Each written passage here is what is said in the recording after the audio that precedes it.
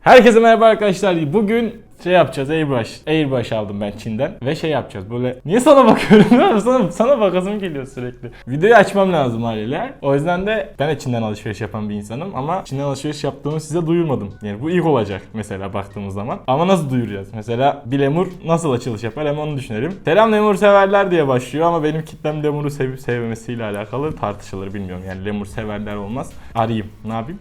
Ara diyor. Muhtemelen ya bu saatlerde uyuyordur ya da Çin'e... Alo. Ne haber?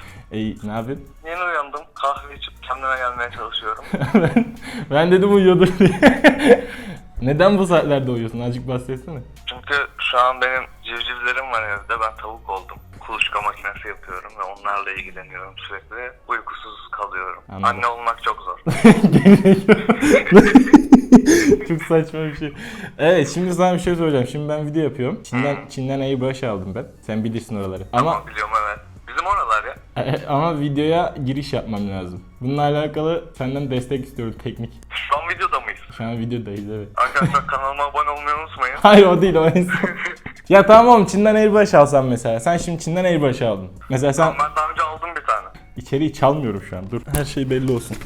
Şimdi kocaman kutu var. Mesela ben başta yazmak istiyorum. Abarttım, Çin'den Airbrush aldım. Yaptığın şey etik mi sence? Etik tabii ki. Abarttım yani.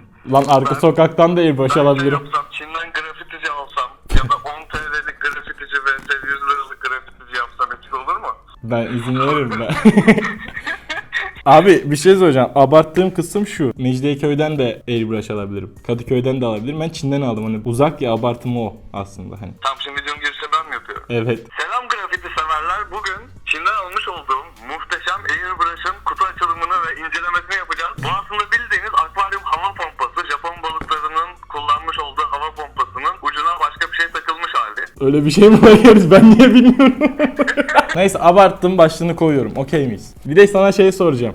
Diyorlar ki siz Lemur'la küs müsünüz? Evet. Tamam, işte böyle yapacağım. O zaman öpüyorum seni. Teşekkür ederiz. Hadi ben de öpüyorum. İyi çekimler. Tamam. Evet. Tamam. Hadi bay. Hadi Bu görüşürüz. olarak ben sözümü aldım. Koymayacağım ki burayı. Abi inanılmaz ya.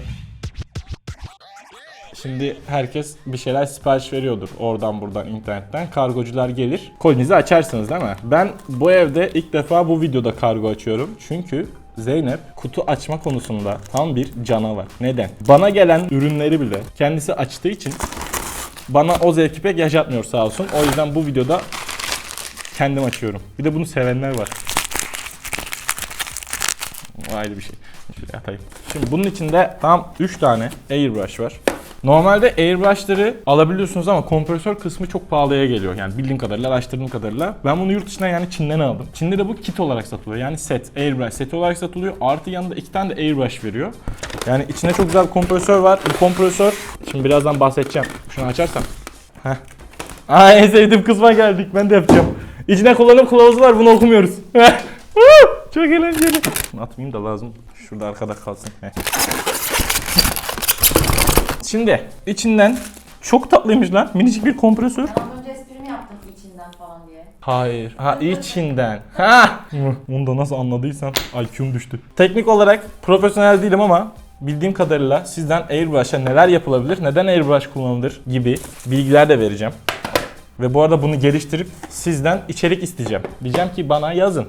Neleri boyayayım? Airbrush'la boyamamı istediğin şeyleri yazın. Bunlardan bir tanesi bisiklet olmasın mesela. Bisiklet boya deyip duruyorsunuz. Evet, ama onun için vallahi uğraşacağım, söz. Şapka falan boyamak istiyorum. Onlara çekiliş yapacağım zaten. Onlardan da ileride bahsedeceğim. Bunu, yani ben bu setup'ı Cefago'dan aldım. Aşağıya linki koydum. Aşağıya linke tıklayarak siz de satın alabilirsiniz efendim. Bilginiz olsun. Çok pahalı bir ürün değil. Hatta Türkiye'ye göre hesap kitap yaptığınız zaman totalde bu setup'ı çok daha uygun ve çok daha karlı bir iş oluyor. Haberiniz olsun. Benden söylemesi. Linki aşağıya bıraktım. Şimdi içinden Airbrush'ınızı temizlemeniz için şöyle 4 tane inceden kalına giden tel fırçalar çıkıyor.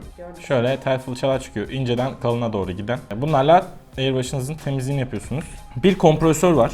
İlk kompresörden başlayayım. Diğerlerini daha jelatini açmadım. Açacağım. Bu kompresörün şöyle bir özelliği var. Birincisi burada regülatör dediğimiz bir kısım var. Regülatörde ne işe yarıyor? Özelliği şu. Havayla suyu birbirine karıştırmamak için alt haznede bunu, şu cam haznede bunu tutuyor ve bu zamanla birikiyor. Biriktiği zaman da aşağıda bir sistem var. Şöyle bastınız. İçindeki suyu havayla birlikte boşaltıyor ve boyanıza su karışmıyor. Bu güzel bir şey. Üst tarafta artı eksiye doğru basıncınızı ayarlamanız için bir sistem yapmışlar. Çok güzel bir olay. 50 desibel diyorlar. 50 desibel yani deneyeceğiz birazdan, sesini birlikte duyacağız. Ve kompresörün özelliğinden biri de aşırı ısındığı zaman direkt kendini kapatıyor. Ve soğumasını bekliyor. Soğuduktan sonra tekrar aktif hale getirebiliyorsunuz. Bu da çok güzel bir olay. Bir de kompresörde şöyle güzel bir sistem var. Termal koruma diye geçiyor. Termal koruma da şu. Eğer kompresörünüz airbrush'ı kullanırken aşırı ısınırsa sistemi otomatikman kapatıyor ve soğuna kadar tekrar çalıştıramıyorsunuz. Patlama ve benzeri tehlikeli şeyleri engelliyor. Bu güzel olmuş. Bu sistem güzel. Zaten burada gördüğünüz basınç ayarı, PSI. Ben bunu şöyle yapmıştım. Kompresörümüz yoktu işte. Kompresör çok pahalıydı o zamanlar. Harbiden pahalıydı. İkinci el bir buzdolabına satan bir yere gitmiştik. Beyaz eşya satan bir yere gitmiştik. İçinden kompresör yerine şeyi almıştık. Buzdolabının böyle arkasında soğutucu bir kısım var böyle siyah. Onu aldık, onu satın almıştık. Onu kompresöre çevirebilmiştik ama şey yoktu. Fişini takıyordum ve aktif olarak çalışıyordu. Hiçbir zaman durduramıyordum. Basınç ayarı yapamıyordum falan böyle hoyde diye kullanıyorduk. Şimdi böyle bir şey almak yıllar sonra nasip oldu. Ya Airbrush'a çok böyle şeyim vardı. Özeniyordum. Ama işte o zamanların böyle işte maddi sıkıntılar, yapamamak, teknik bilgi zayıf, nasıl yapacağız, nasıl edeceğiz falan derken her şey birbirine girmişti. Şu an tekrar çocukluğumda hayal ettiğim şeye geri döndüm. Bir de 2 tane airbrush kullananlar için böyle bir tutucu yapmışlar. Onu da şuraya takıyoruz. Airbrush'ınızı masaya koymak yerine buraya puçing diye saplıyorsunuz. Bu burada kalsın. Şunu da sökelim ya. Bunu da hiç sevmiyorum ha. Bu arada airbrush'ın modelini hemen söylüyorum. KK Moon. Çinlilerin de isim bulması KK. KK Moon RPM 1450 diye geçiyor. Yani şurada ya siz okuyun. Ben KK mı KK mi bilmiyorum. Tövbe. Şurada yazan KK Moon. 6 kiloymuş bu. Oha. 6 kilo diyor. 6 kiloluk bir 6 kiloluk bir kompresör. Böyle alt taşı. Yanına cebine sokamıyorsun ama çantana koyabiliyorsun. Bir de böyle titreşim engellemesi için. Birazdan göreceğiz. Şu şey var. Ayak pıtılıları var. Şimdi ilk airbrush'ın içinden çıkan bir tabii bir airbrush var. Bu double action diye geçiyor. Yani double action dediğim olay şu. Hemen hızlıca anlatayım. Çektiğiniz zaman, boya bastığınız zaman hava veren, niye oraya konuşuyorsam, hava veren bir sistem. Bunun burada küçük bir haznesi var. Bu biraz daha küçük. Milimetresini bilmiyorum ama kaçmış bu? Hemen okuyayım size. 15 ila 50 PSI arasında kullanın diyor basıncını. Nozzle'da yani şu uç kısmında 2 mm ile 5 mm arası. Yani 2 ile ilk bastığınız zaman 2 ile başlıyor. Çekmeye başladığınız zaman da 5 mm'ye kadar yükseliyor. Ama şurada bir artı var. Kompresörünüzün basıncı da bu konuda önemli. Yani çok basınçlı yaparsanız zaten sıçrama ve akmalara veya tükürmeye dediğimiz teknik olarak tükürmeye başlayacak. 0.2 ile 0.5 miligram ne ya? Milimetreye kadar kullanabiliyorsunuz. Bu böyle bir şeymiş. Bunun içinde damıtmak için bir şey var. Pompiş var. Şurada bir... Bu ne lan? Bu ne biçim anahtar? Çin anahtarı mı?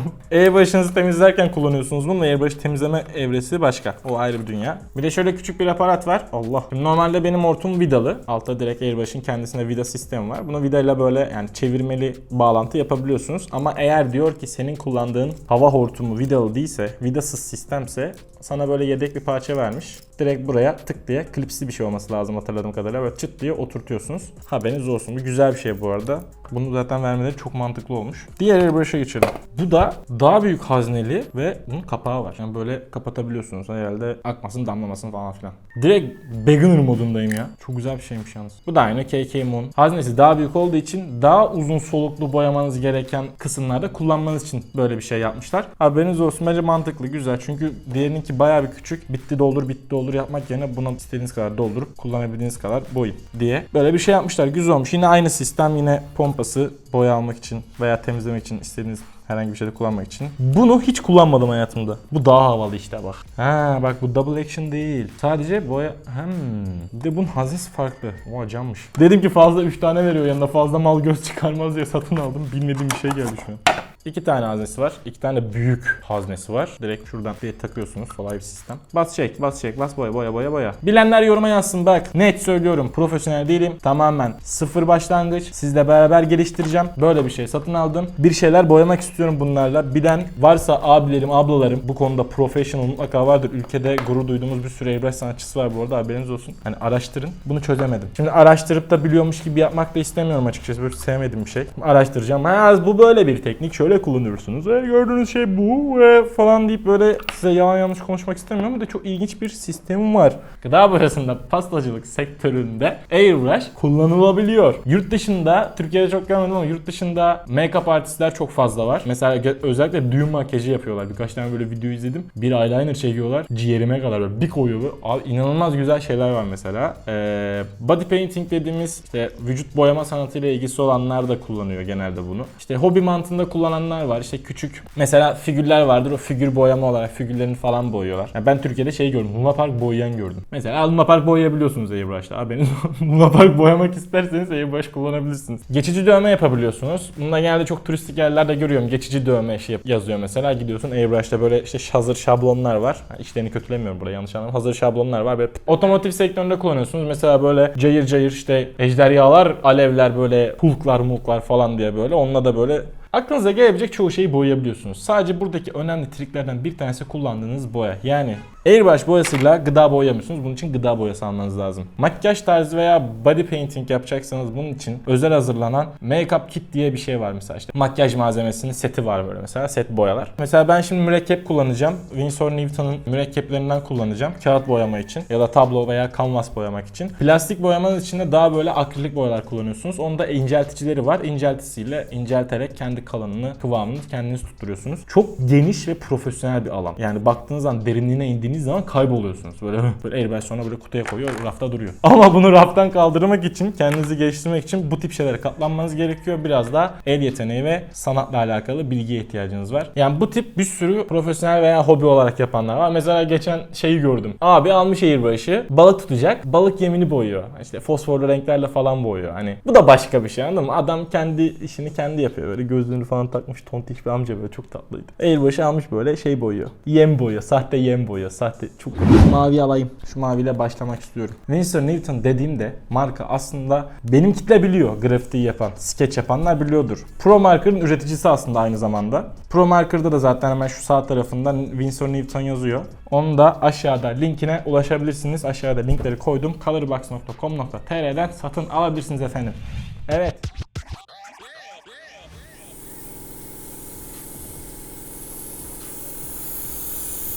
Evet, ne kadar çok çekersem görüyorsunuz zaten püskürtmeyi.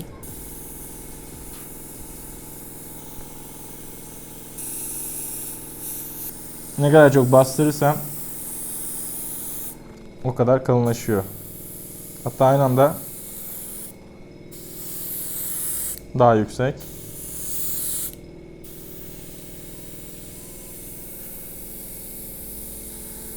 Çok iyi ya, baksana.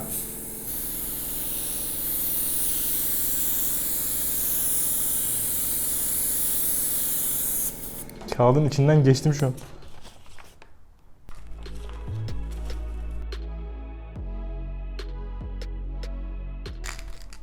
Airbrush'ta kullansanız bir sprey boya tabii ki her zaman benim için daha iyi tabii.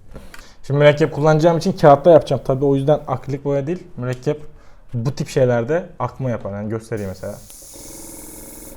Biraz daha arka planı boyamak için kullanabilirsiniz. Ama yaklaştırdığınız zaman boya direkt yoğun olmadığı için böyle şeylerle karşılaşabilirsiniz. Biz kağıttan yapacağız.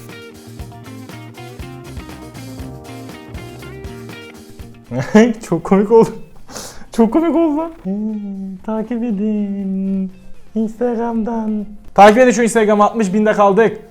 Yeter ya. Yani anlayacağınız, gerçekten kullanmak için ideal abi. Yani bayağı başarılı bir sistem. Ben aldığım için pişman değilim. Siz de almak istiyorsanız aşağıya linkini bırakıyorum. Bir de soğuk, sıcak havalarda işinizi görebilir. Suratım masmavi oldu. Abi inanılmaz. Olmamıştır. Hala mürekkep yok içinde, olmamıştır. Hayır olmamıştır. Bak elime sıkıyorum yarım saattir. Olmamıştır. Tamam, ilk pastayı attı suratına, bırakalım. Attı mı? Senin yüzüne ne olmuş? Siz yüzünüze sıkmayın, tamam mı? Benim gibi salak salak hareketler. Ya ben hava var diye. Ya espri yapacaktım, sıcak havalarda soğuk soğuk iyi geliyor diye. Yapmaz olaydım ya. Kendinize çok iyi bakın. Başka videolarda görüşmek üzere. Sizi öpüyorum. Bay bay.